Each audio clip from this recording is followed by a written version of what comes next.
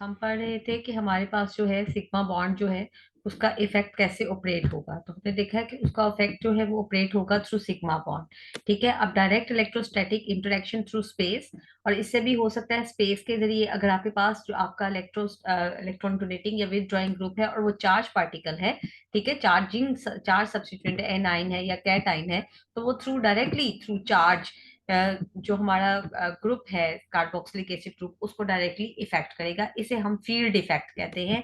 ठीक है, और जिसे रिप्रेजेंट करते हैं डी के साथ।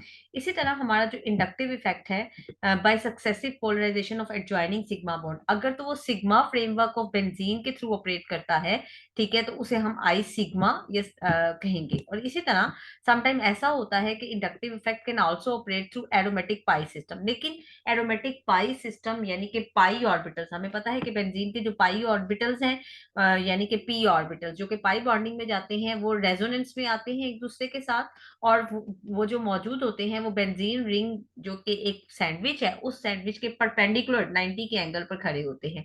लिहाजा आई पाई का ऑपरेट होना यहाँ पर बहुत ही कम कंसिडर किया जाता है, यानी कहता है आई पाई जो है वो ऑपरेट करता है लेकिन बहुत ही स्लोली। जैसे कि अगर हम ट्राई मिथाइल अमोनियम सॉल्ट की बात, अमोनियम आयन की बात करें, जो कि अगर अटैच हो जाए ऑर्थो या मेटा पोजीशन पर, तो क्या है कि यहाँ पर कोई भी पाई रिंग नहीं, पाई बॉन्ड मौजूद नहीं है। लिहाजा क्या होगा, यानी डबल या ट्रिपल बॉन्ड मौजूद नहीं है। और ना ही यहाँ पर, वैसे भी हम सिग्मा बॉन्ड की, जब हम इंडक्टिव इफेक्ट की बात करते हैं तो हम सिग्मा बॉन्ड की बात करते हैं। तो यहाँ पर पाई जो कॉन्सेप्ट है वो क्लियर, मतलब इतना जो है पाई कॉन्सेप्ट वो अपीयर नहीं होता या इफेक्टिव नहीं होता। लिहाजा फील्ड इफेक्ट जो है वैसे भी उसको हम आई सिग्मा और आई पाई से, क्योंकि field effect is due to electrostatic interaction, यानी चार्जेस की वजह से है, पॉजिटिव एंड नेगेटिव चार्जेस की वजह से। जबकि आई सिग्मा और आई पाई सेपरेटली ऑपरेट कर सकते हैं, लेकिन उनमें आई पाई की वैल्यू बहुत ही कम होती है। लिहाजा मेटा और पैरा पोजीशन पे अगर हम इंडक्टिव इफेक्ट की बात करें, तो इंडक्टिव इफेक्ट टोटली जो है वो D plus I sigma plus I pi, यानी तीन तरह से इंडक्टिव इफेक्ट असरअंदाज हो सकता है टोटल इंडक्टिव इफेक्ट पर। लेकिन इनमें आई पाई जो कि बहुत ही स्मॉल होता है, लिहाजा हम उसको कंसिडर नहीं करते। सो हम कहते हैं कि total inductive effect is due to field effect and sigma inductive effect. Sigma bond inductive effect through sigma bond of benzene ring and that of your substituent. ठीक है, अब रेजोनेंस इफेक्ट की बात करते हैं। तो रेजोनेंस हमने बहुत अच्छी तरह पहले भी पढ़ा हुआ है। रेजोनेंस में क्या है कि हमें पता है कि उसमें जो है हमारे पास कॉन्जुगेशन इन अ सिस्टम होनी चाहिए, डबल सिंगल डबल बॉन्ड या दूसरी सिचुएशन। अगर हम देखें कि हमारे पास जो है pi electrons of our substituent, अगर वो भी बेंजीन रिंग के साथ कॉन्जुगेशन में आ जाएं, और अगर वो ग्रुप अटैच जो हमने किया है वो इलेक्ट्रॉन विद ड्रॉइंग ग्रुप है, तो हमारा जो एसिड है वो ज्यादा स्ट्रांग हो जाता है, कैन इजीली लॉस इलेक्ट्रॉन। जैसे अगर हम बेंजोइक एसिड की बात करते हैं और नाइट्रो ग्रुप अगर हम मेटा या पैरा पोजीशन पे अटैच करते हैं, तो ऑब्वियसली बेंजोइक एसिड जो है उसकी जो इलेक्ट्रॉन डोनेटिंग पावर, ये प्रोटॉन डोनेशन जो है वो ज्यादा हो जाएगी, क्योंकि आपका जो नाइट्रो ग्रुप है वो इलेक्ट्रॉन विदड्रॉ कर लेगा बेंजीन रिंग के थ्रू टुवर्ड्स इटसेल्फ, जिसकी वजह से क्या होगा कि हमारे पास जो है आसानी से प्रोटॉन लूज हो जाएगा।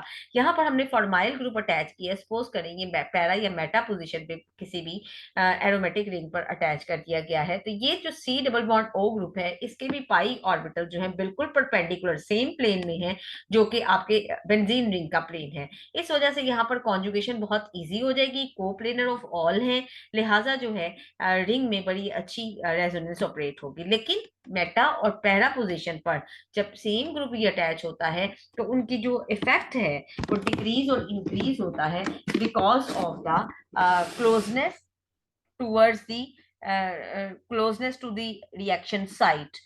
ठीक है, यहाँ पर हमारे पास साइनो और नाइट्रो की एग्जांपल भी थी। नाइट्रो की एग्जांपल आपने पहले भी पढ़ी हुई है, बहुत अच्छी तरह हमने डिस्कस किया था कि नाइट्रो को जब हम मेटा या पैरा पोजीशन पे अटैच करते हैं और उसके हमने रेजोनेंस हाइब्रिड स्ट्रक्चर भी बनाए थे।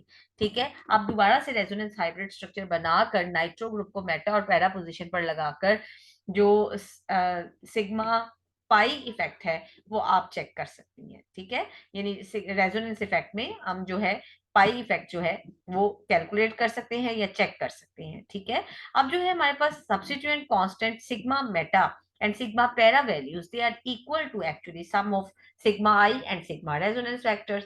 ये दोनों इलेक्ट्रॉनिक फैक्टर है जिसे हैमिट कंसिडर करता है, ठीक है, और मेटा और पैरा पोजीशन को ही सिर्फ हैमिट कंसिडर करता है। तो ये उसकी इक्वेशन की लिमिटेशन है, ठीक है। मैंने बता दिया आपको, हमने पढ़ना ये भी था कि लिमिटेशन क्या है हैमिट इक्वेशन की, टाफ्ट इक्वेशन की, एडवांटेजेस क्या है। एडवांटेज तो यही है कि बेंजोइक एसिड एक एरोमेटिक एसिड है और उसके मेटा और पैरा पोजीशन पे हमें बताता है कि electronic factor inductive and resonance effect कैसे ऑपरेट करता है। लेकिन हैमिट की लिमिटेशन ये है कि ये बाकी इलेक्ट्रॉनिक फैक्टर और उसके साथ साथ स्टेरिक फैक्टर को एक्सप्लेन नहीं करता, ठीक है।